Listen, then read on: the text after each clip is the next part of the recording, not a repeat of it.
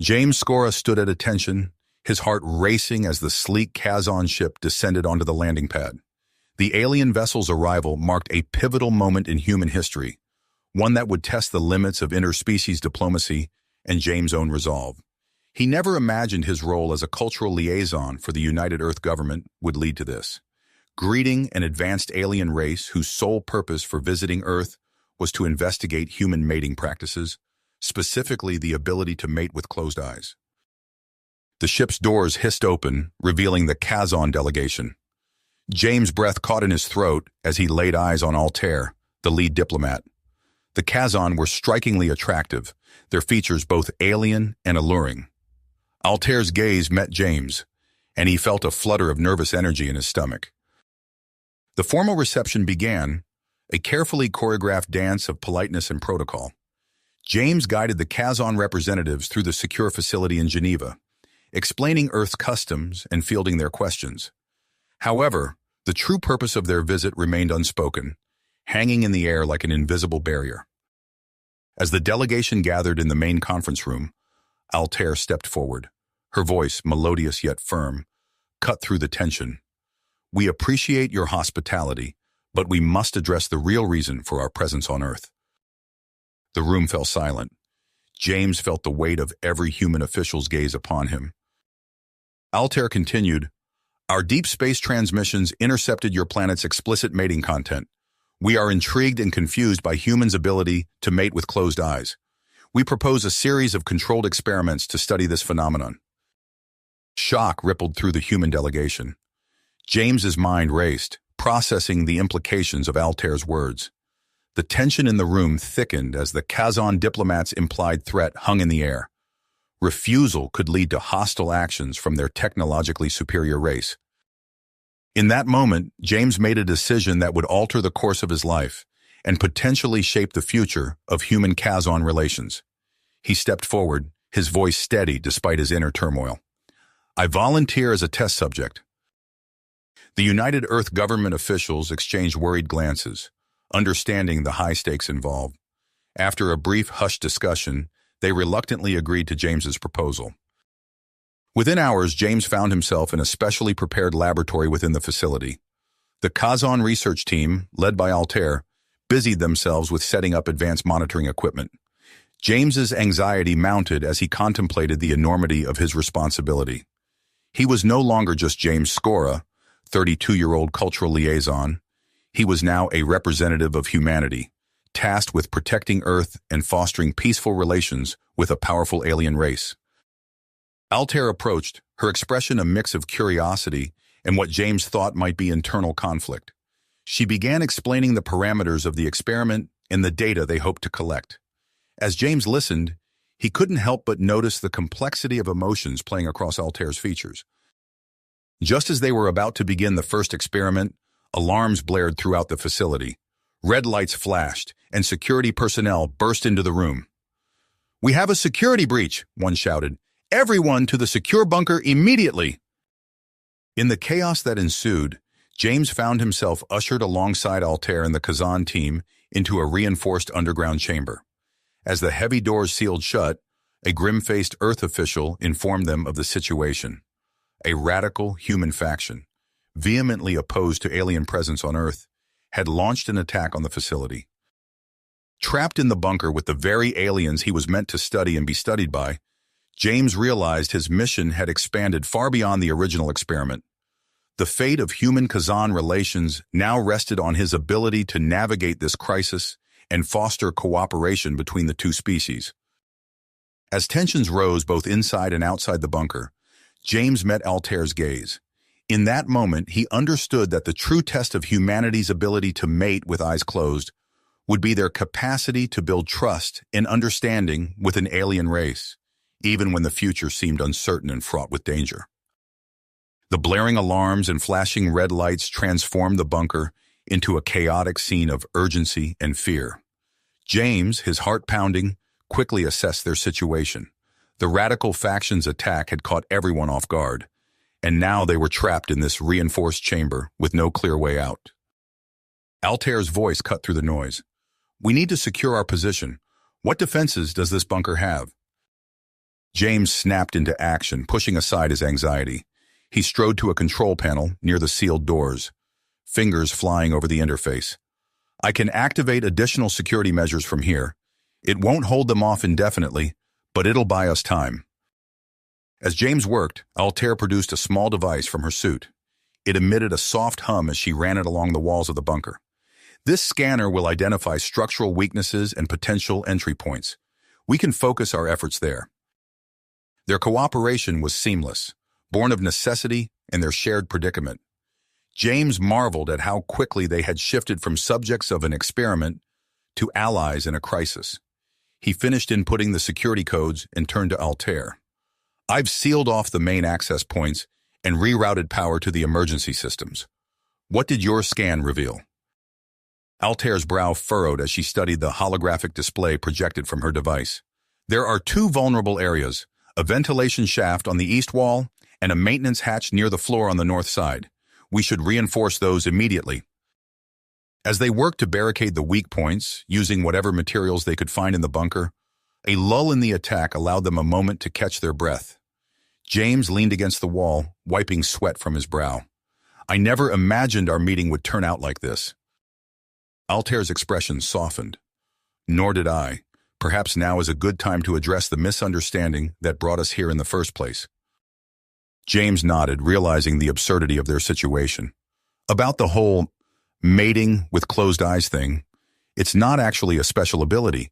It's just something humans often do during intimate moments. It's about trust and focusing on other sensations. Altair's eyes widened in surprise.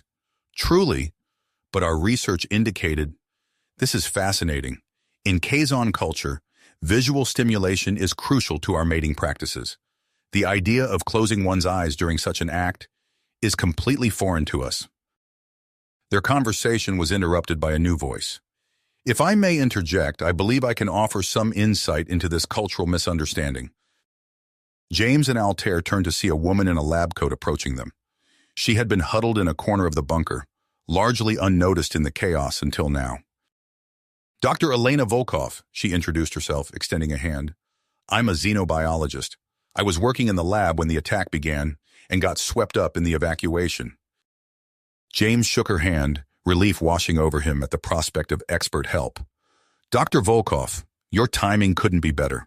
We could use your expertise to unravel this mess. As Dr. Volkov began to explain the biological differences between humans and Kazon that may have led to the misunderstanding, a violent explosion rocked the bunker. Dust and debris rained down from the ceiling. They've breached the outer defenses, James shouted over the renewed blaring of alarms. We need to move deeper into the facility.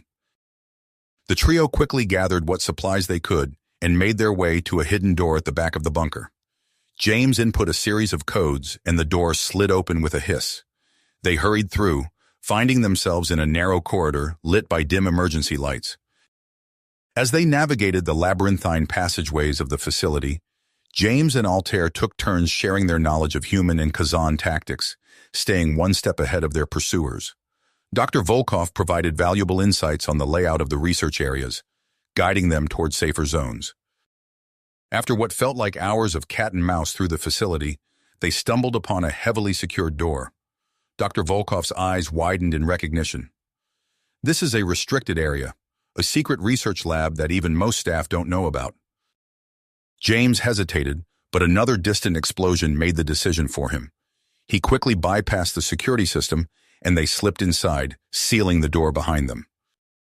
The lab was a stark, sterile environment, filled with advanced equipment and holographic displays. As James scanned the room for anything useful, his eyes fell upon a series of files displayed on a central console. His blood ran cold as he read the titles. Kazon Biological Analysis, Cultural Integration Strategies, Weaponization of Kazon Abilities. Altair, he called out, his voice strained. You need to see this. As the Kazan diplomat approached and took in the information, her expression shifted from curiosity to shock, then to a mix of anger and betrayal. You've been studying us without our knowledge or consent. James felt a wave of shame and guilt wash over him. I had no idea. I swear this is news to me too. Dr. Volkov stepped forward, her face grim. It seems the misunderstanding about human mating practices was not the only reason for your diplomatic mission, Altair. There are layers of deceit on both sides. The tense moment was shattered by the sound of a nearby explosion. Marcus Thorne and his followers were getting closer. They needed to act fast. An idea struck James, bold and potentially disastrous, but possibly their only chance. He turned to Altair, his expression resolute. What if we conducted our own experiment right now? Here, in this lab, I'll demonstrate the true nature of human intimacy. It's a risk, but it might be our only chance to cut through all these lies and misunderstandings. Altair studied him intently, her alien features unreadable for a long moment. Finally, she nodded. Your willingness to make yourself vulnerable in this moment of crisis, it speaks volumes, James. I accept. As Dr. Volkov rushed to set up the necessary monitoring equipment, James and Altair prepared themselves for an experiment that could change the course of human-Kazon relations forever. The sound of Marcus Thorne's forces grew ever closer, adding a sense of desperate urgency to their actions. In the sterile environment of the secret lab, surrounded by the proof of their species' mutual distrust, James and Altair began their demonstration. As they connected on a physical and emotional level, the data collected revealed not just the physiological aspects of human intimacy, but the deep well of trust and vulnerability that underpinned it. The experience was profound for both of them. James felt a connection he had never experienced before, transcending the boundaries of species and culture. Altair's understanding of human intimacy deepened, challenging everything she had believed about their race. As the experiment concluded, Dr. Volkov's voice cut through their daze. The data is irrefutable. This could be the key to resolving the diplomatic crisis. But there was no time to celebrate their breakthrough. The sounds of Marcus Thorne's assault grew louder, and new alarms began to blare. The radical faction was on the verge of breaching their final sanctuary. James, Altair, and Dr. Volkov shared a look of purpose.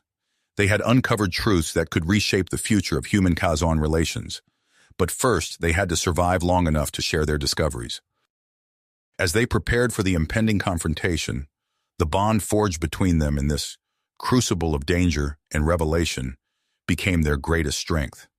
The future of two species hung in the balance, and the next few moments would determine whether their newfound understanding would spark a new era of cooperation or be lost in the chaos of conflict. The lab door buckled inward with a deafening crash, and Marcus Thorne's forces poured into the room, weapons raised. James reacted instantly, his fingers flying across the console. "Uploading data now!" he shouted, initiating an emergency transfer of their experimental findings to a secure off-site server. Altair's hands moved in a blur, manipulating a small device on her wrist. A shimmering blue barrier sprang to life around them, deflecting the first volley of energy blasts from Thorne's weapons. "Force field activated," Altair announced, her voice steady despite the chaos. "It won't hold forever, but it should buy us some time." Dr. Volkov darted to a hidden panel in the wall, revealing a complex array of switches and buttons. "I'm activating the emergency beacon," she said, her fingers dancing across the controls. "It'll alert both Earth's defense forces and the Kazon ship in orbit." James scanned the room frantically, searching for any avenue of escape. His eyes landed on a ventilation grate near the floor, large enough for a person to fit through. "There," he pointed. "We can use that shaft to get out of here." As Thorne's forces hammered against the force field, the trio scrambled towards the vent. James wrenched the grate free and peered into the dark tunnel beyond. "I'll go first," he said, dropping to his hands and knees. "Follow close behind me and try to stay quiet." They crawled through the narrow shaft, the cool metal pressing against their skin. James led the way, his breath echoing in the confined space. Behind him, he could hear Altair's controlled breathing and Dr. Volkov's occasional whispered curses as they navigated the tight turns. The sounds of battle erupted above them, muffled by layers of metal and concrete. Earth security forces had arrived and engaged Thorne's faction. The clash of energy weapons and shouts of combat filtered down to them as they pressed on. After what felt like an eternity of crawling, James spotted a faint light ahead. "I think we're reaching an exit," he whispered back to his companions.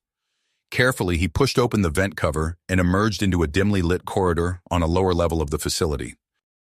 As Altair and Dr. Volkov climbed out behind him, the sound of approaching footsteps sent them into high alert. James tensed, ready for another confrontation, but relaxed when he saw a group of Kazon warriors rounding the corner, led by a stern-faced commander. "Altair!" the lead Kazon called out. "We received your distress signal and came as soon as we could." Altair stepped forward, relief evident in her posture. "Commander Zax, your timing is impeccable. The facility is under attack by a radical human faction." Zax nodded grimly. "We've been monitoring the situation. Our warriors are already engaging the hostiles alongside human security forces." James, seeing an opportunity, stepped forward. "Commander, if I may suggest a strategy." At Zax's nod, he continued, "Your sensory technology is far more advanced than ours. If we can locate Thorn and his key lieutenants, we can end this quickly with minimal casualties." Altair turned to James, her expression a mix of surprise and admiration. "An excellent suggestion. Zax, can your team provide that level of precision?" "Certainly," Zax replied, already activating a holographic display on his wrist device. "We'll need to move through the facility to get accurate readings." As they navigated the chaotic halls of the research center, James and Altair found themselves working in seamless coordination. They anticipated each other's movements, communicated with subtle gestures, and covered each other's blind spots. Dr. Volkov observed their interaction with keen interest, making mental notes on the implications for future human-Kazon relations. Zax's team led them to the facility's control room, where their sensors had pinpointed Marcus Thorn's location. James took point, leading a small squad to confront the radical leader, while Altair and her warriors secured the perimeter. They burst into the control room, finding Thorn hunched over a bank of computers. James stepped forward, hands raised in a non-threatening gesture. "Marcus, it's over. Your people are surrounded, and you're out of options. Let's talk about this." Thorn's eyes darted wildly between James and the Kazon warriors. "Talk? You've betrayed humanity by consorting with these aliens. You have no idea what they're really capable of." "You're wrong, Marcus," James replied, his voice calm but firm. "There have been misunderstandings on both sides, but we've made breakthroughs today. We can work together, learn from each other. It doesn't have to end in violence." For a moment it seemed like James's words were getting through. Then Thorn's hand darted to his belt, pulling out a small device. "If I can't save humanity from this alien menace, I'll at least take some of them with me," he snarled, his thumb hovering over a button. James didn't hesitate. He launched himself at Thorn, tackling the man to the ground just as he triggered the device.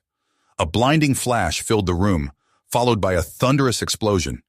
James curled his body around Thorn, shielding him from the blast. As the dust settled, James rolled off Thorn, coughing and checking himself for injuries. The Kazon warriors stared in disbelief, their perception of humans visibly shifting in the wake of James's selfless act. Thorn, dazed and singed but alive, looked up at James with a mixture of confusion and grudging respect. "Why?" he croaked. "Why would you save me?" Before James could answer, the doors burst open again. General Miranda Chen strode in, flanked by a squad of heavily armed security officers. Her eyes widened as she took in the scene. Humans and Kazon working side by side, James helping a stunned Thorn to his feet. "Someone want to tell me what the hell is going on here?" Chen demanded, her gaze sweeping the room. James straightened up, wincing slightly from his injuries. "General Chen, it's a long story, but the short version is this. We've had a major breakthrough in human-Kazon relations, and we've got the data to prove it." As James and Altair began to explain the events of the day, from the misunderstandings that sparked the crisis to the revelations they'd uncovered, Dr. Volkov stepped forward with a datapad containing their salvage research. "General," she said, her voice steady despite the tension in the room, "what we've discovered here today could change everything, but it also reveals that Earth has been conducting secret studies on Kazon biology without their knowledge or consent." A heavy silence fell over the room. James, sensing the potential for renewed conflict, spoke up. "This could be an opportunity, General. Instead of hiding our research, We could propose an open scientific exchange, collaboration instead of suspicion. Altair nodded in agreement. Transparency between our species would prevent future misunderstandings and strengthen our relations. The Kazan High Council would be interested in such an arrangement. General Chen's expression remained stern, but a glimmer of interest appeared in her eyes. You're proposing a complete overhaul of our approach to interspecies diplomacy. It's ambitious, to say the least. With respect, General, James replied. After what we've been through today, I'd say ambitious is exactly what we need. Chen considered for a long moment, then nodded. Very well. You'll present your findings and recommendations to a joint Human-Kazon committee. They'll determine our path forward. As the immediate crisis subsided and Thorne's captured followers were led away in restraints, James found himself standing next to Altair, watching the activity around them. So, he said, a hint of wry humor in his voice, think we'll be able to top this for our first official diplomatic meeting? Altair's features shifted in what James now recognized as the Kazan equivalent of a smile. I believe, James Scora, that this is only the beginning of a very interesting partnership. As they prepared for the challenges ahead, James couldn't help but feel a sense of optimism. The bond he'd formed with Altair, forged in the crucible of crisis and mutual understanding, held the potential to bridge the gap between their species in ways he'd never imagined possible. In the weeks following the crisis at the research facility, James, Altair, and Dr. Volkov found themselves thrust into the center of a diplomatic whirlwind. The Joint Human-Kazon Committee convened in a grand assembly hall aboard the orbiting United Earth Space Station, its curved windows offering a breathtaking view of the blue-green planet below. James stood at the podium, his heart racing as he faced the assembled dignitaries. Humans and Kazon sat side by side, their expressions a mix of curiosity and skepticism. He took a deep breath and began his presentation.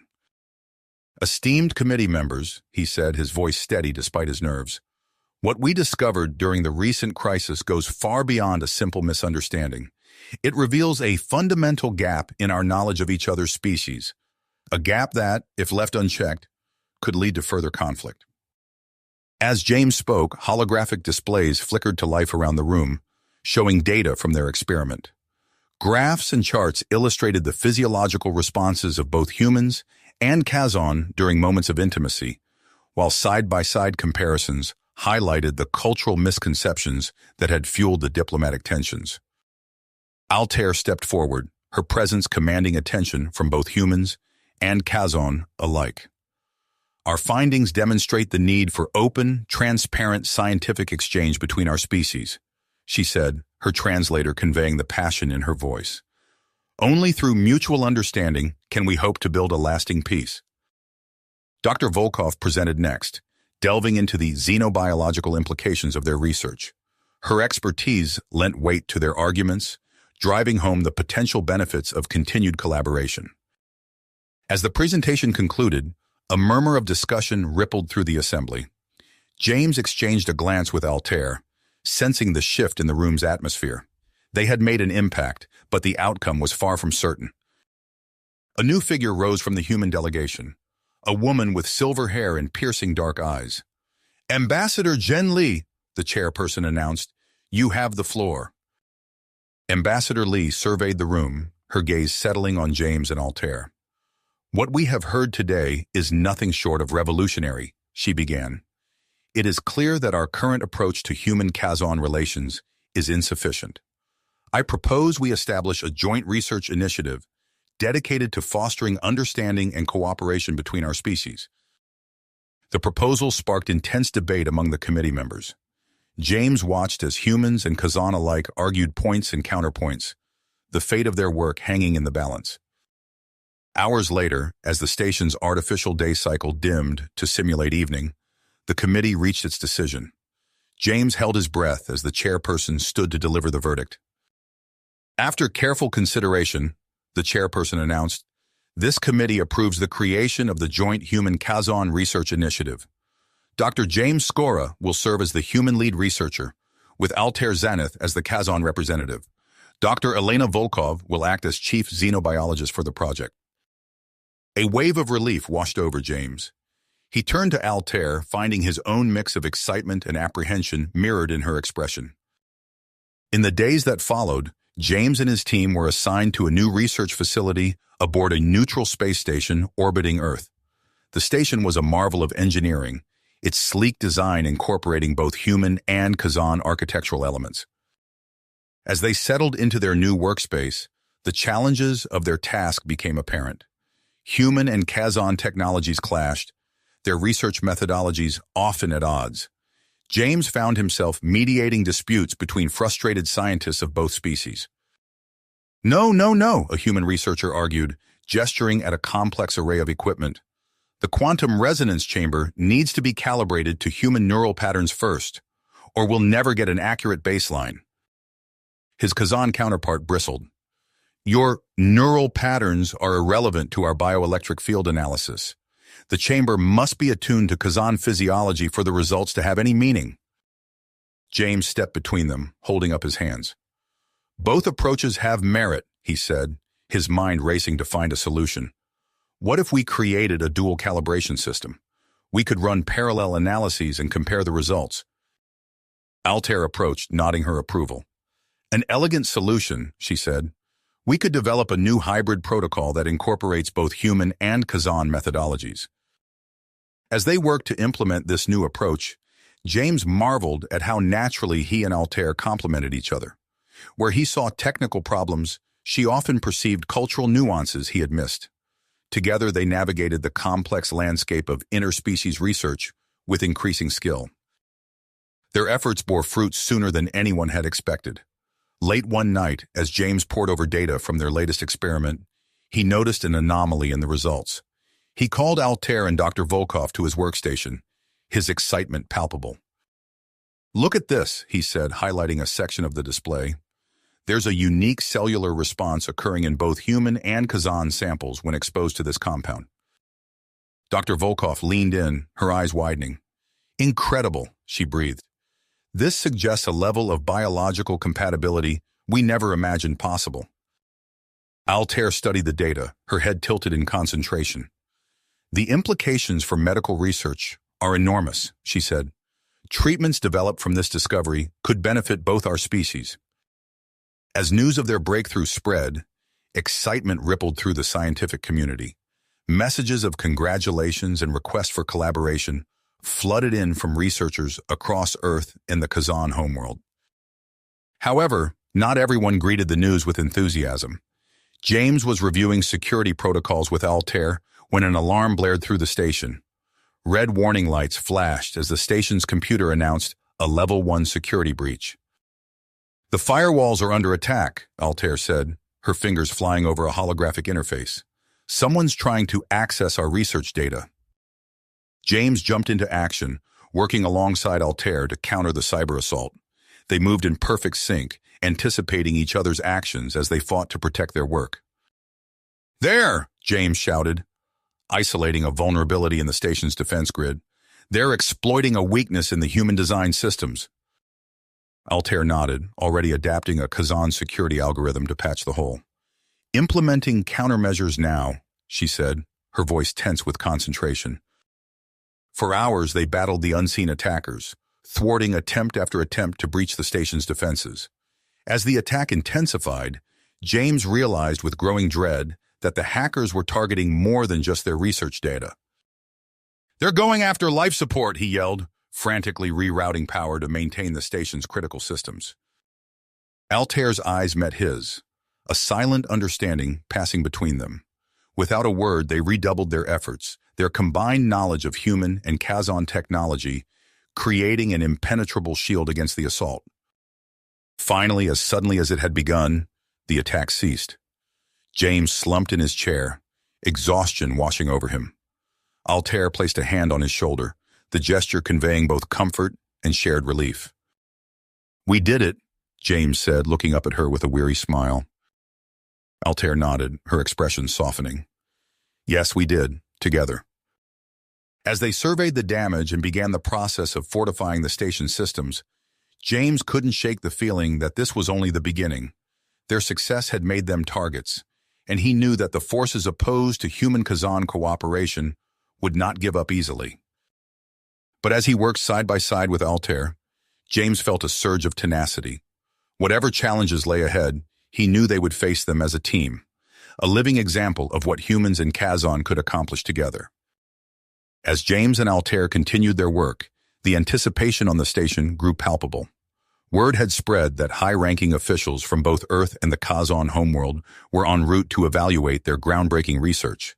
The hallways buzzed with a mix of excitement and nervous energy as the crew made final preparations for the delegation's arrival.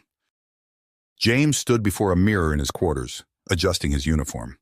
He caught Altair's reflection as she entered, her Kazon features set in an expression of calm focus. "Are you ready?" she asked, moving to stand beside him. James nodded, taking a deep breath. "As ready as I'll ever be. This is our chance to show them what we've accomplished."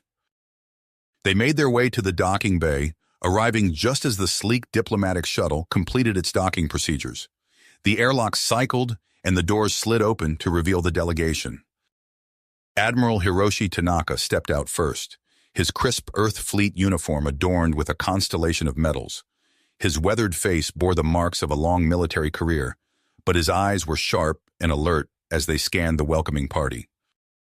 Behind him emerged Matriarch Zara, her towering Kazon frame draped in intricately patterned robes that signified her high status. Her gaze was piercing, seeming to look through James and Altair rather than at them. James stepped forward, extending his hand in the human gesture of greeting. "Admiral Tanaka, Matriarch Zara, welcome to the Joint Human Kazon Research Station. I'm Dr. James Skora, and this is my colleague, Altair Zenith." Admiral Tanaka shook James's hand firmly. "Dr. Skora, I've heard promising things about your work here. I look forward to seeing it firsthand." Matriarch Zara inclined her head slightly, acknowledging the introduction without adopting the human custom. "Your reputation precedes you, James Skora and Altair Zenith. Let us hope the results of your collaboration are as impressive as the stories that have reached our homeworld." As they led the delegation through the station, James and Altair took turns explaining the various projects underway. They arrived at the main laboratory, where holographic displays sprang to life, showcasing their latest findings. "What you're seeing here," James began, gesturing to a complex molecular model rotating above the central table, "is a breakthrough in cellular compatibility between humans and Kazon." Altair stepped forward, her voice carrying the weight of scientific authority. "We've discovered a unique cellular response that occurs in both species when exposed to a specific compound. This has led to the development of a prototype medical device with extraordinary potential." With a nod from James, Dr. Volkov activated the prototype. It hummed to life, emitting a soft blue glow. "This device," Dr. Volkov explained, "utilizes the properties of our combined cellular structures to accelerate healing in both humans and Kazon." Admiral Tanaka leaned in, his interest piqued. "Accelerated healing? The military applications of such technology could be significant." Matriarch Zara's expression remained impassive, but her eyes narrowed slightly. "And how do you propose to ensure this technology is not weaponized against either of our species?" Before James could respond, a deep rumble shook the station. Alarms blared as the lighting shifted to emergency red. The floor beneath them bucked, throwing several people off balance. "We're under attack," James shouted, steadying himself against a console. He exchanged a quick glance with Altair, their unspoken communication instantaneous. Altair was already moving, ushering the delegation towards the exit. "We need to get you to a secure area. Follow me." As they hurried through the corridors, more explosions rocked the station. Smoke began to fill the air, and the acrid smell of burning electronics assaulted their nostrils. James tapped his comm badge, connecting with the security team. "This is Dr. Skora. What's our situation?" A harried voice responded through bursts of static. "Multiple explosions reported throughout the station. We've detected several undetonated devices. It appears to be a coordinated attack by the anti-cooperation extremists." James's mind raced as he processed the information. "Understood. We're moving the delegation to Secure Zone Alpha. Coordinate with us there." They reached the secure area, a reinforced section of the station designed to withstand extreme damage. As the blast doors sealed behind them, James turned to the group. Admiral, Matriarch, we'll do everything in our power to ensure your safety. But I need your help. This station is massive and our security team is stretched thin. Altair and I need to help locate and disarm the remaining bombs. Admiral Tanaka nodded grimly. Do what you must, Doctor. We'll assist however we can from here. Matriarch Zara's voice cut through the tension.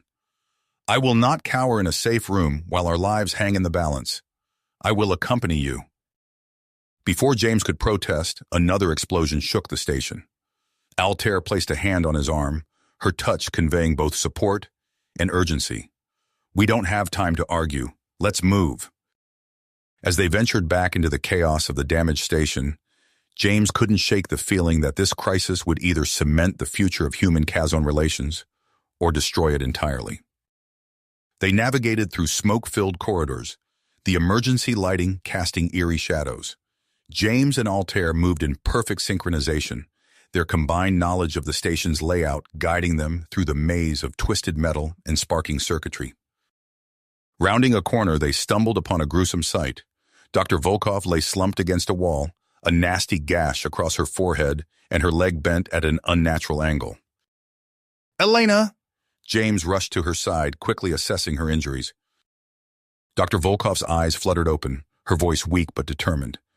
James, Altair, the bombs. I overheard the attackers.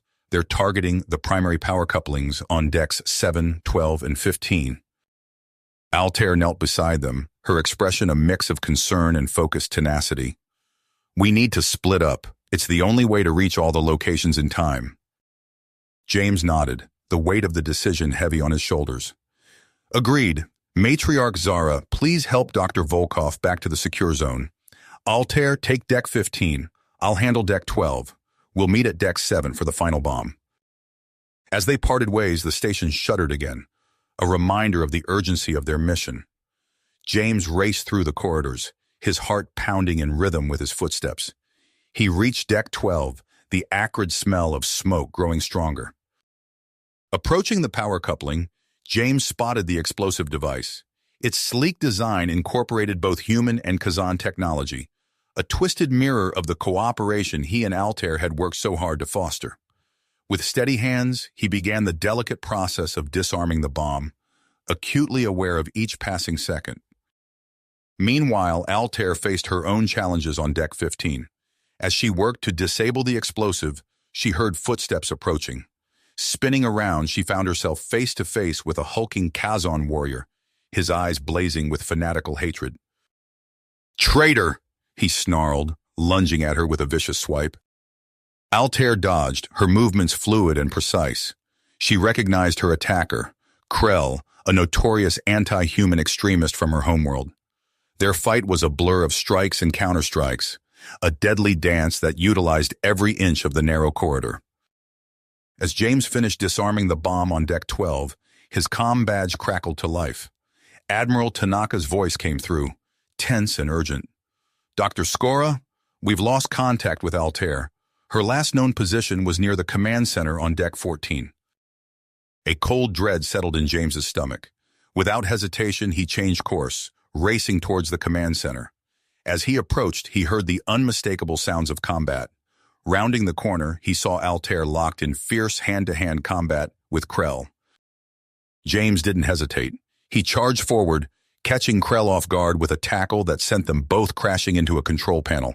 Sparks flew as they grappled, Krell's superior Kazon strength giving him the advantage. Altair seized the moment, delivering a precise strike to a nerve cluster unique to Kazan physiology, knowledge gained through their research. Krell howled in pain, his grip on James loosening. But the fight was not nearly finished. As they struggled, James caught sight of a human woman entering the fray, Sarah Vance, the leader of the human anti-alien faction. She raised a weapon, aiming at Matriarch Zara, who had just arrived with security reinforcements. Time seemed to slow. James saw the malice in Vance's eyes, the threat to everything they had worked for embodied in that single moment. Without thinking, he threw himself in front of Matriarch Zara just as Vance fired. White-hot pain exploded in James's chest. He heard Altair's anguished cry as he crumpled to the floor. The world around him became a blur of motion and sound as the security team overwhelmed the attackers.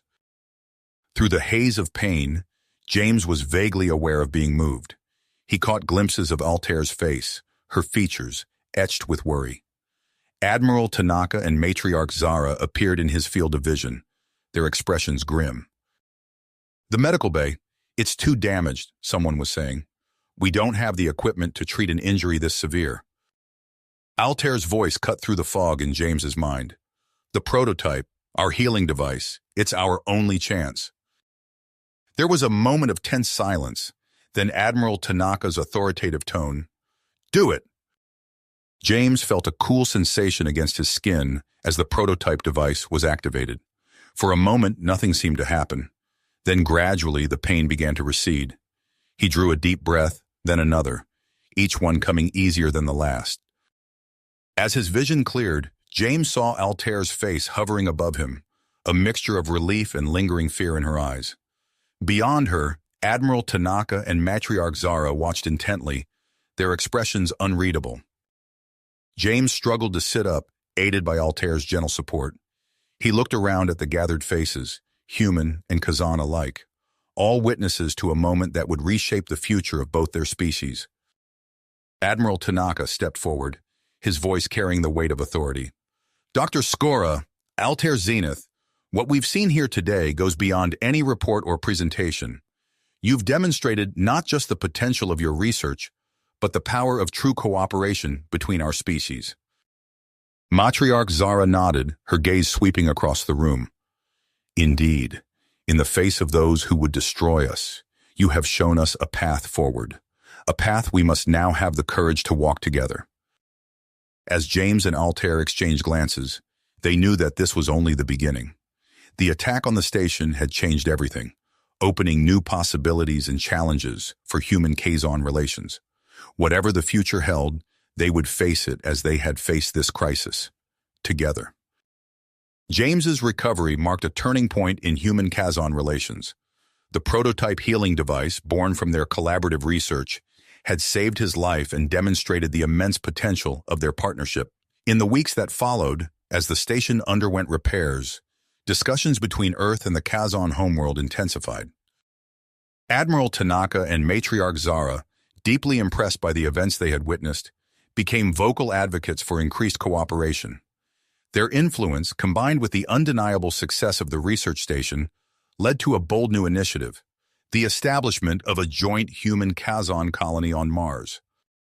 6 months later, James and Altair stood side by side on the red Martian soil, watching as construction drones laid the foundation for what would become humanity's first interspecies settlement beyond Earth.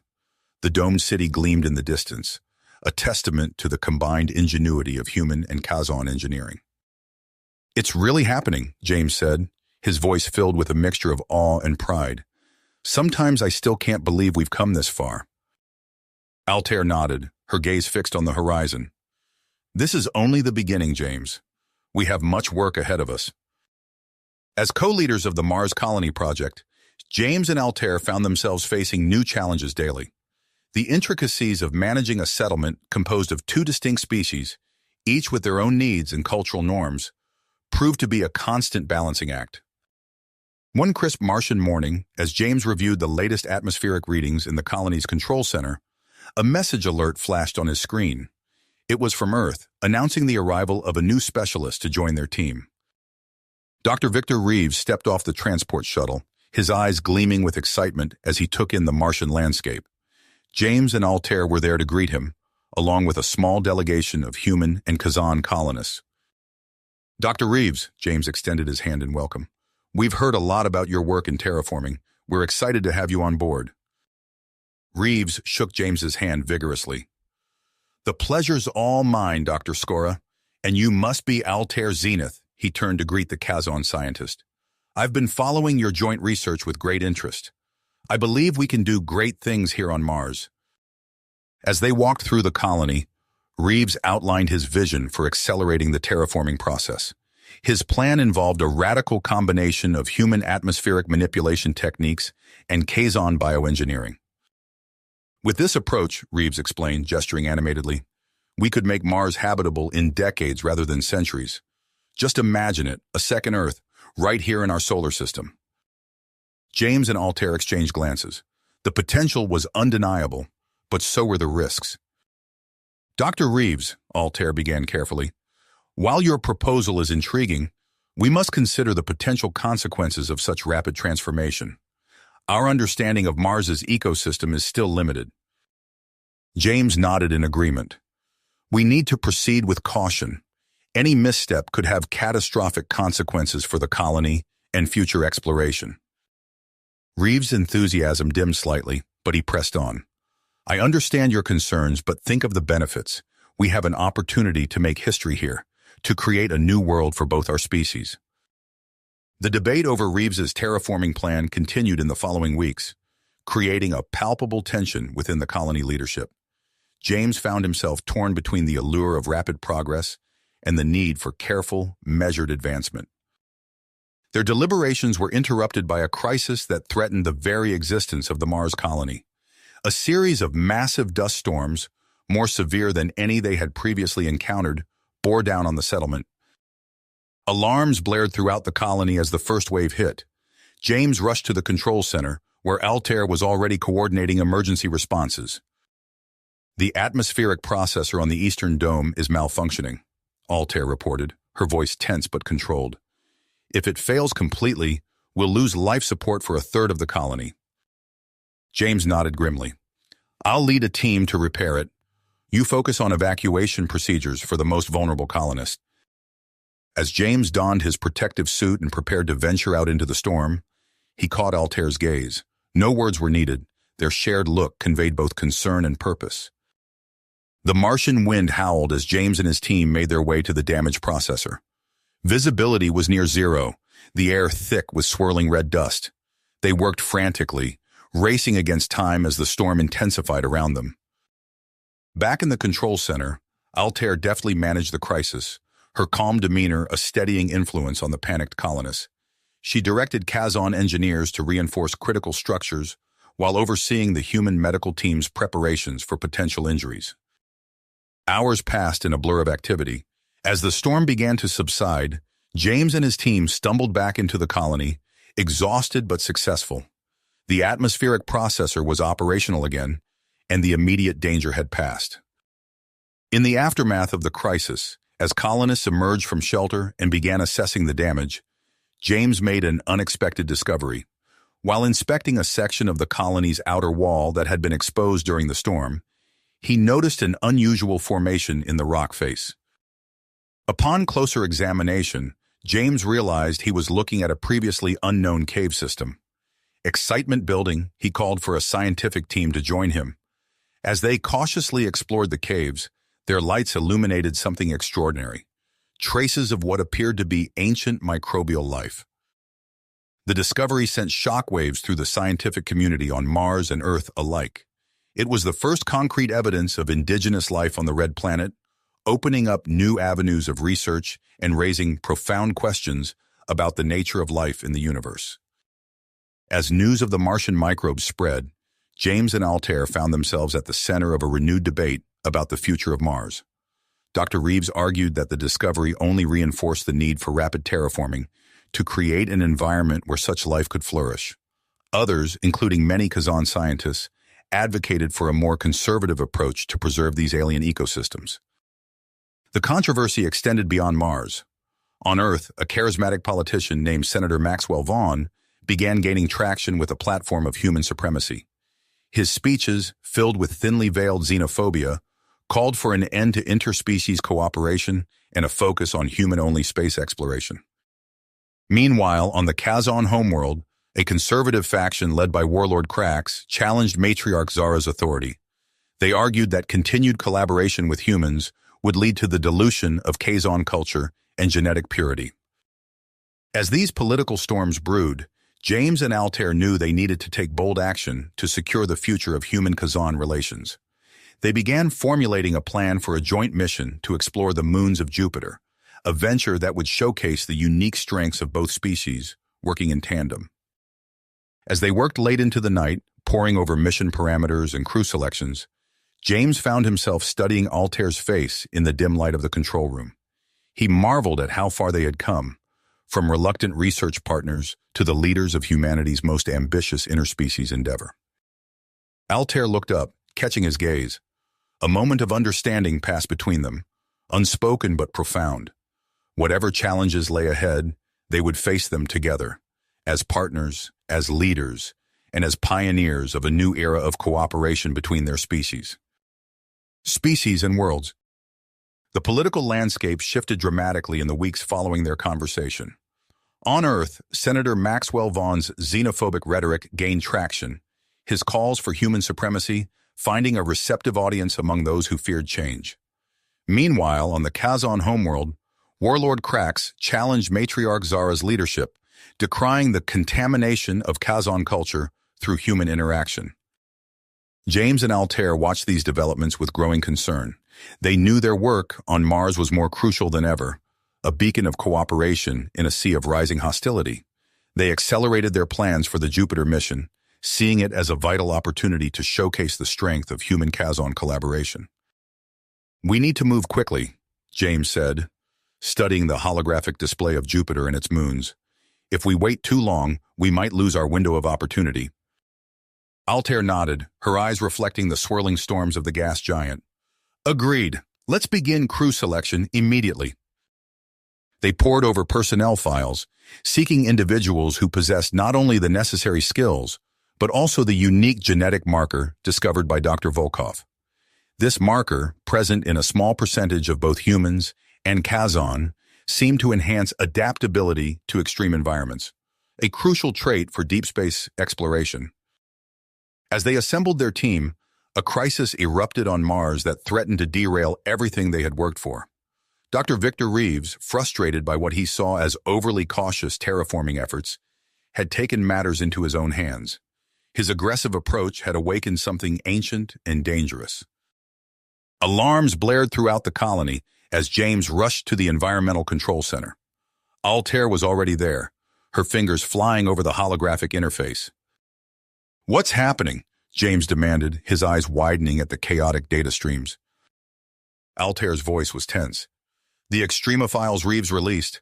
They're mutating at an unprecedented rate.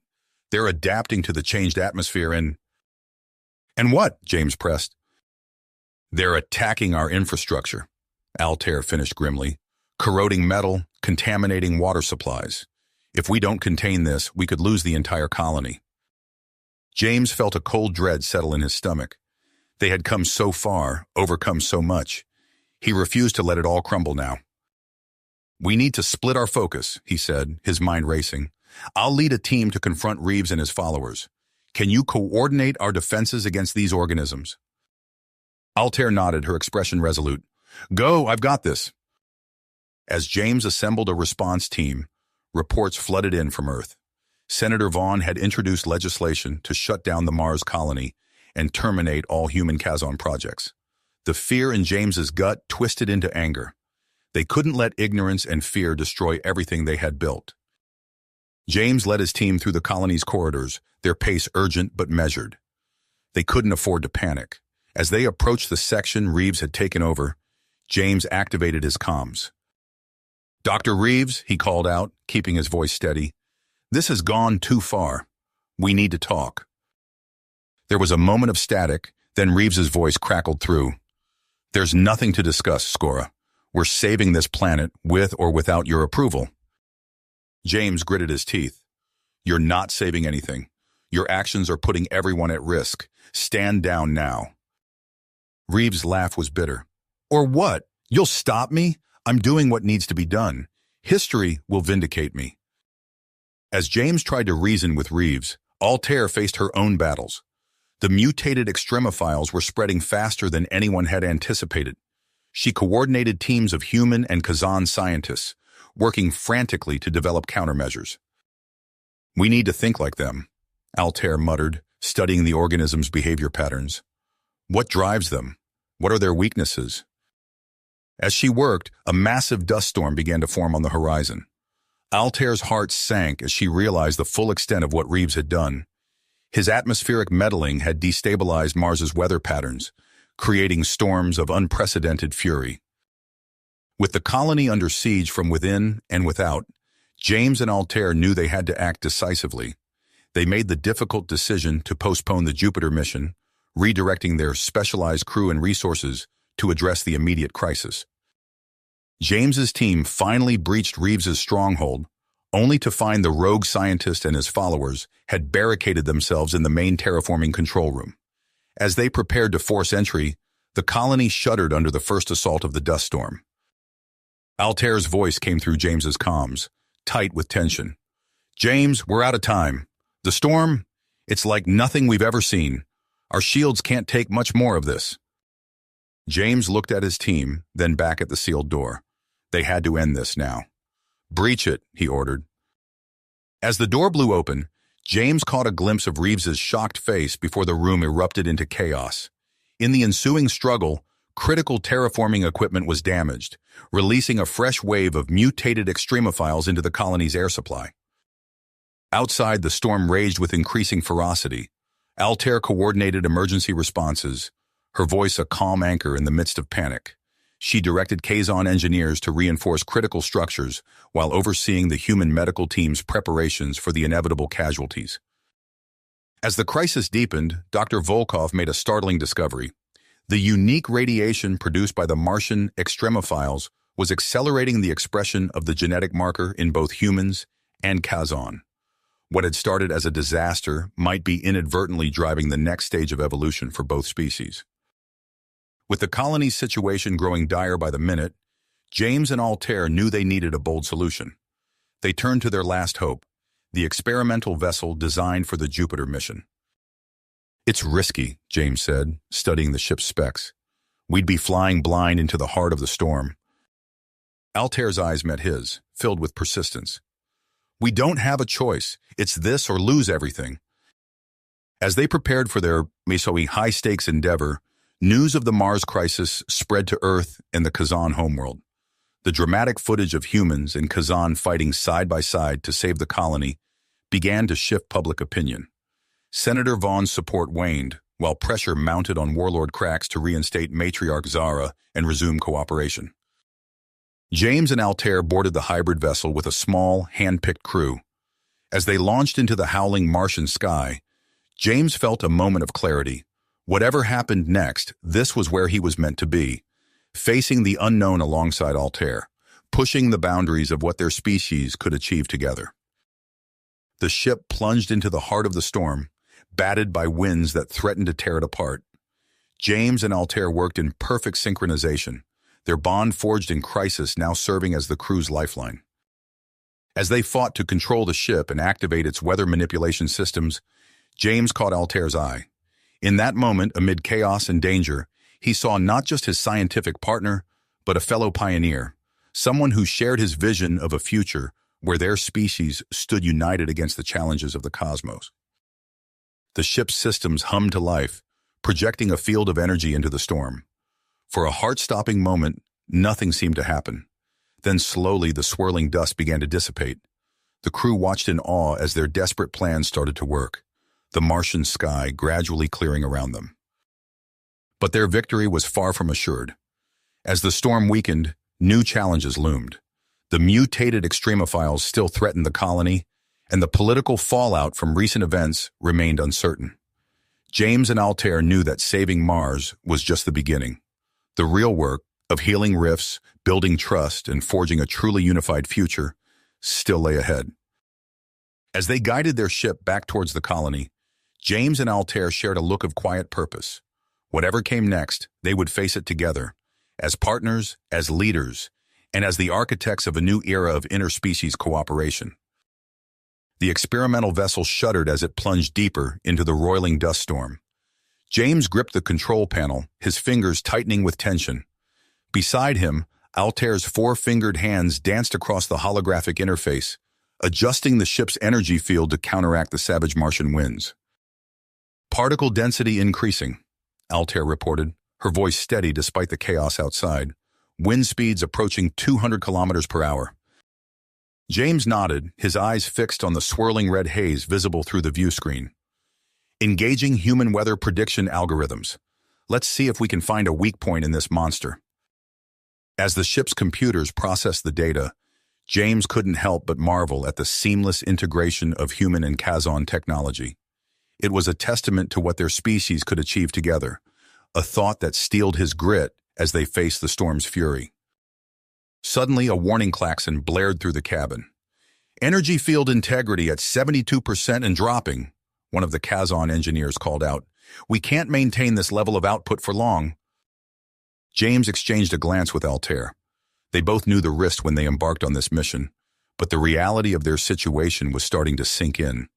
If they couldn't dissipate the storm soon, they'd be forced to retreat, leaving the colony to its fate. "Wait," James said, leaning closer to his monitor. "I'm picking up something strange in the particle analysis. Altair, can you confirm?" Altair quickly brought up the data on her own screen, her eyes widening as she processed the information. "By the first matriarch," she breathed, "the dust, it's not just dust. It's alive." James nodded grimly. "The Extremophiles. They've become airborne. This isn't just a storm, it's a spreading infection." Without hesitation, Altair began reprogramming the ship's filtration systems. "If we can capture samples, we might be able to develop a countermeasure," she explained, her fingers flying over the controls. As Altair worked, James opened a communication channel to the colony. Dr. Volkov's face appeared on the screen, her expression a mix of exhaustion and grit. "James," she greeted him, "please tell me you have good news." "We've made a discovery," James replied, quickly explaining the situation with the airborne extremophiles. "We're collecting samples now, but we need you to start working on a neutralizing agent immediately." Dr. Volkov nodded, her mind already racing with possibilities. "I'll get my team on it right away, but James, even if we develop a countermeasure, we'll need access to the central environmental control system to deploy it effectively." James's eyes sharp. "Reeves." "Exactly," Volkov confirmed. "He's still holed up in there with his followers. We can't get near the place." Before James could respond, another communication channel opened. Admiral Tanaka's stern face appeared alongside Dr. Volkov's. "Skora, we've got a situation developing on Earth," the Admiral said without preamble. "Senator Vaughn has called for an emergency vote on his legislation. If it passes, we'll be forced to evacuate all human personnel from Mars immediately."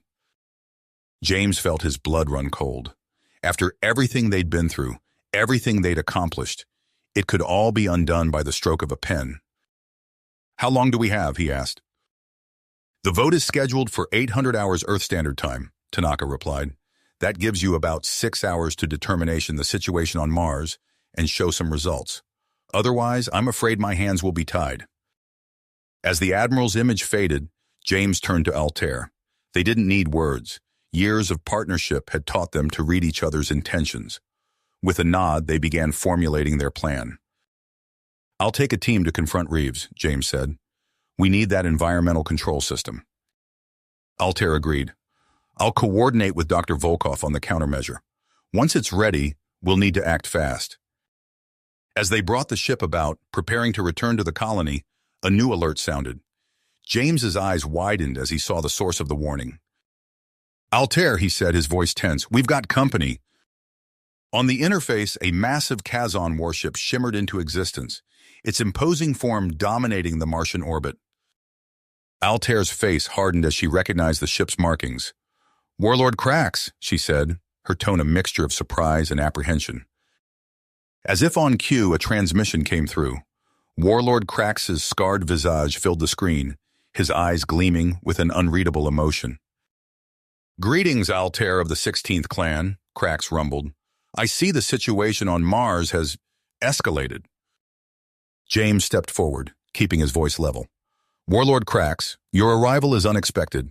May I ask your intentions?" Krax's laugh was like grinding stones. "My intentions, human?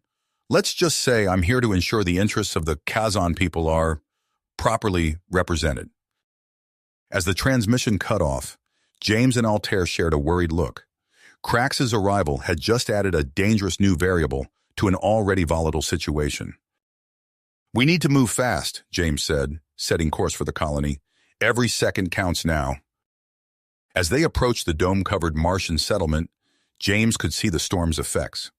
The once pristine structures were now coated in a fine red dust, and in some areas, the metal seemed to be corroding at an alarming rate. Landing the ship, James and Altair quickly divided their forces. James assembled a team equipped with non-lethal Kazan weaponry, while Altair coordinated with Dr. Volkov via comlink. Remember, James addressed his team, our priority is regaining control of the environmental systems. We take down Reeves and his people without casualties if possible. As James's team moved out, Altair's voice came through his earpiece. James, be careful. The Extremophile's corrosive effect is accelerating. The structural integrity of the affected sectors is compromised. James acknowledged the warning as his team approached the Environmental Control Center. The corridor leading to it was eerily quiet, the emergency lights casting long shadows. Using a Kazan scanning device, James detected movement behind the sealed doors. Reeves, he called out, it's over, come out, and we can end this peacefully. For a moment, there was silence. Then Reeves's voice crackled over the intercom, strained and desperate. Peacefully? There's no peace in surrender, Skora. I'm finishing what I started, with or without your approval. Suddenly, alarms blared throughout the facility. James's scanner showed a massive spike in extremophile activity within the Environmental Control Center. He's releasing them into the system, James shouted. Breach the door, now! As his team prepared to force entry, James received an urgent communication from Altair. James, we have a problem. Reeves has activated some kind of failsafe. If we don't stop him, he'll flood the entire colony with those mutated organisms. James felt the weight of the situation bearing down on him. They were out of time and out of options. Do what you have to do, Altair, he said, his voice grim. We'll handle things on this end. With a nod to his team, James gave the order. The door exploded inward, and they rushed into the chaos beyond. With a thunderous crash, the door to the Environmental Control Center gave way. James and his team surged forward, weapons at the ready. Through the swirling haze of red dust, they spotted Reeves hunched over a control panel, his fingers flying across the interface. Step away from the controls, James shouted, aiming his non-lethal Kazan weapon at Reeves. Reeves spun around, his eyes wild with desperation. You don't understand. I'm saving us all. Before James could respond, a violent tremor shook the facility.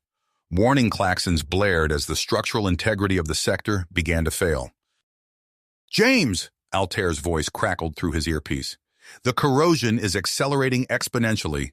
We need to evacuate immediately. James made a split-second decision. Everyone out now, he ordered, motioning to his team.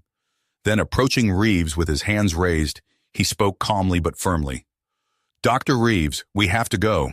This place is coming down around us. For a moment, Reeves hesitated, conflict evident in his eyes. Then, as another tremor rocked the room, he nodded and allowed James to lead him out. The evacuation was chaotic but efficient.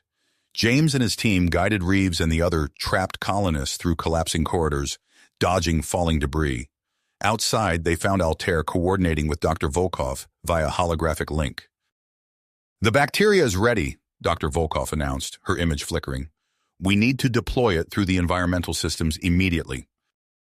Altair turned to James, her expression grim. The main control center is compromised. We'll have to use the backup systems in the auxiliary hub. As they raced towards the auxiliary hub, James noticed the red dust seemed to be thinning. Glancing at a nearby readout, he saw that the extremophile levels were dropping rapidly. It's working, he called out to Altair. Volkov's bacteria is neutralizing the mutants. They reached the auxiliary hub and quickly set to work. James and Altair moved in perfect synchronization, their years of partnership evident in every action. Within minutes, they had the environmental systems back online and were pumping Dr. Volkov's engineered bacteria throughout the colony. As the immediate crisis began to subside, James received an urgent communication from Admiral Tanaka. Skora, we've got a situation up here. The Admiral's voice was tense. Warlord Krax's warship just decloaked in orbit. I'm initiating contact now. James and Altair exchanged worried glances as they listened to the exchange between Tanaka and Krax. Warlord Cracks, Tanaka's voice was measured but firm. Your presence here is unexpected. State your intentions. Crax's gravelly laugh filled the comm channel. Peace, Admiral. I come not as an aggressor, but as an observer. I wish to see for myself how humans and Kazon fare when faced with true adversity. As the conversation continued, James and Altair focused on stabilizing the colony's systems. They worked tirelessly, coordinating teams of humans and Kazon to repair damaged infrastructure and restore critical functions. Hours passed in a blur of activity. As the Martian dawn broke, James and Altair stood atop the colony's main observation deck, surveying the results of their efforts. The storm had dissipated, revealing a landscape forever changed by the crisis. Yet, amidst the destruction, signs of resilience and renewal were already visible. We did it, Altair said softly, her hand brushing against James's. James nodded, a mix of exhaustion and pride washing over him. We did, together. Their moment of reflection was interrupted by an incoming transmission. Dr. Volkov's excited face appeared on a nearby screen. James, Altair, you need to see this, she said, her eyes bright with discovery. We've been analyzing the genetic samples from the colonists exposed to the Extremophiles, including both of you. The results are extraordinary. As Dr. Volkov explained her findings, James and Altair listened in growing amazement. The unique Martian environment, combined with the stress of the crisis, had accelerated the expression of latent abilities in both humans and Kazon. Enhanced problem-solving, increased physical resilience, and most intriguingly, a heightened capacity for cross-species empathy were all emerging. This could change everything, Altair breathed, her mind racing with the implications. Before they could discuss further, another transmission came through. It was Admiral Tanaka, his expression a mix of relief and urgency. Good work down there, he began. You've given us a fighting chance, but the battle's not over yet. Senator Vaughn's legislation is coming to a vote in less than an hour. We need to show Earth what you've accomplished here. James nodded grimly. Understood, Admiral. We're on it. Over the next hour, James and Altair led a carefully choreographed demonstration of human-Kazon cooperation. They broadcast live feeds of joint repair teams working seamlessly together, showcasing the efficiency of their combined technologies and techniques. Dr. Volkov presented her findings on the genetic enhancements, emphasizing the potential for unprecedented advancements in medicine and human Kazon understanding. The images of James and Altair working side by side, their actions fluid and perfectly coordinated, became a powerful symbol of what could be achieved through collaboration. As the broadcast continued, news came through that Matriarch Zara had seized the opportunity to challenge Warlord Crax's authority. Her impassioned speech to the Kazon people, highlighting the achievements on Mars, was gaining traction. With time running out before the vote on Earth, James and Altair made a bold decision. They requested a direct meeting with Warlord Crax aboard the Mars colony. As they waited for Crax's arrival, James turned to Altair. Whatever happens next, he said, his voice low and intense, I want you to know that working with you, facing these challenges together, has been the most meaningful experience of my life. Altair's eyes met his, filled with a depth of emotion that transcended species.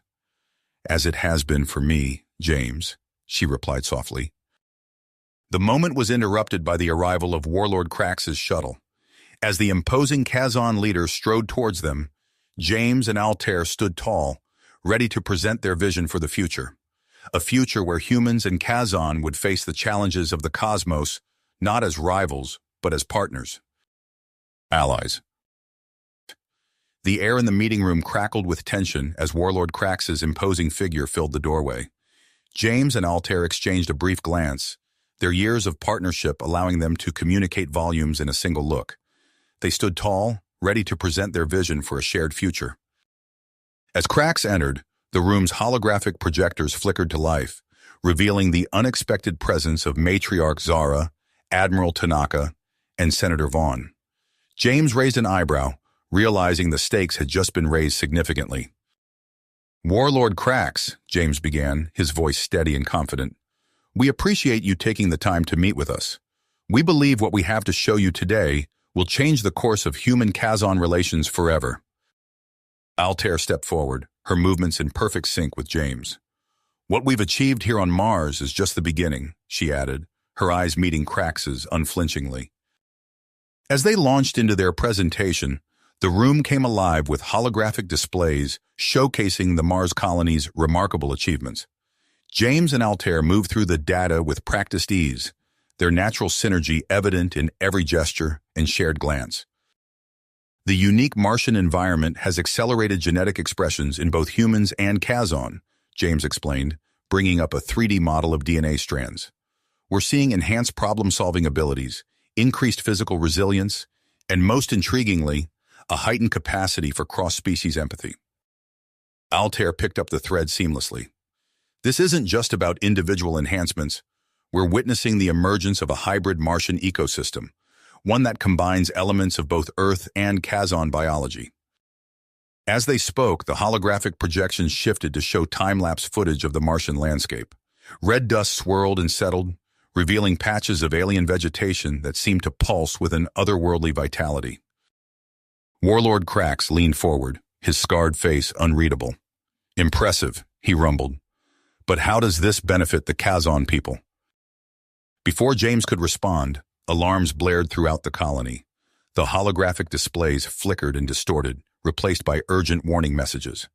Dr. Volkov burst into the room, her face pale with worry. "James, Altair," she gasped. "The bacteria, it's mutated. The Martian atmosphere is changing rapidly. We're losing control of the life support systems." James and Altair moved as one, years of shared experience guiding their actions. "We need to get to the Environmental Control Center," James announced, already heading for the door. "Warlord Krax," Altair called over her shoulder, "your expertise could be invaluable. Will you join us?" Krax's eyes narrowed, then he nodded curtly. "Lead the way." As they raced through the corridors, James's mind whirled with possibilities. The situation was dire, but a kernel of an idea was forming. He glanced at Altair, seeing the same intensity of focus mirrored in her eyes. They burst into the Environmental Control Center, immediately assessing the chaotic streams of data flooding the screens. James and Altair moved in perfect harmony, their enhanced abilities allowing them to process the complex information at an astonishing rate. "The atmospheric changes are too rapid," Altair said, her fingers flying over the controls. "Our current systems can't keep up." James nodded, his eyes fixed on a readout of the Martian atmosphere. "We need to think bigger," he muttered. Then louder, "Warlord Krax, your warship. It has energy manipulation technology, doesn't it?" Krax's eyes widened in understanding. "You're suggesting we use Kazon technology to save your colony?" "Not just Kazon technology," James replied. "A combination. We use your ship's energy fields in conjunction with our terraforming equipment to create a controlled atmospheric bubble around the colony." Altair caught on immediately. "It would buy us time to develop a permanent solution while protecting us from the rapidly changing environment." For a moment, the room fell silent save for the blaring alarms. Then Krax's gravelly laugh filled the air. "Ambitious," he said, a hint of admiration in his voice. "Very well, I'll command the ship myself." What followed was a whirlwind of activity. James and Altair coordinated the ground team while Krax returned to his warship. The operation required split-second timing and flawless communication between the human and Kazon teams. As they initiated the procedure, James and Altair found themselves at the heart of the action. Their movements were perfectly synchronized, their enhanced abilities allowing them to process vast amounts of data and make rapid adjustments. "Energy field at 60% capacity," Altair called out, her eyes fixed on the readouts. "Terraforming systems online," James responded, "initiating atmospheric recalibration in 3, 2, 1. A low hum filled the air as the massive energy field sprang to life. Outside, the swirling red dust of the Martian atmosphere seemed to part, revealing a shimmering dome of energy encapsulating the colony. For several tense minutes, James and Altair worked furiously, fine-tuning the delicate balance between the Kazon energy field and the human terraforming technology. Slowly, steadily, the readings began to stabilize. "It's working," Dr. Volkov breathed, her voice filled with awe. As the immediate crisis passed, James and Altair shared a moment of relief, their hands brushing against each other's. The touch was brief but electric, a silent acknowledgement of what they had achieved together. In the aftermath of the operation, Warlord Krax made a surprising announcement. "I have seen the potential of our cooperation," he declared, his holographic image addressing the assembled humans in Kazan. "I hereby announce my full support for Matriarch Zara's reinstatement and commit to continued alliance with humans." Senator Vaughn, who had witnessed the entire event via hologram, cleared his throat. "In light of recent events," he began, his voice strained but resolute, "I am withdrawing my proposed legislation. The benefits of human-Kazon alliance are undeniable." As the political ramifications of their actions began to unfold, James and Altair found a moment of quiet in the observation dome. They stood side by side, gazing out at the Martian landscape now shimmering beneath a protective energy field. "We've come a long way," James said softly, his eyes reflecting the alien vista before them. Altair turned to him, her expression unreadable. "From that first misunderstanding about human mating practices to this," she mused. "Who could have predicted our path?" James chuckled, the sound warm and genuine. "Speaking of which," he said, his voice taking on a more serious tone. He reached out, taking Altair's hand in his own. "There's something I want to show you." Slowly, deliberately, James closed his eyes. Altair, understanding the significance of the gesture, did the same. In that moment, standing hand in hand with their eyes closed, they shared a connection that transcended physical differences. It was a testament to the trust, understanding, and deep bond they had forged. When they opened their eyes, James saw a new depth of emotion in Altair's gaze. Without a word, they turned back to the Martian landscape, their hands still intertwined. As they stood there, a comm alert broke the silence. Admiral Tanaka's voice filled the room. "James, Altair," he said, excitement evident in his tone. "The Jupiter mission is ready for launch. We need you on the bridge." James and Altair shared a look of anticipation. The Jupiter mission, a dream long in the making, was finally becoming a reality. As they made their way to the launch site, James couldn't help but marvel at how far they had come.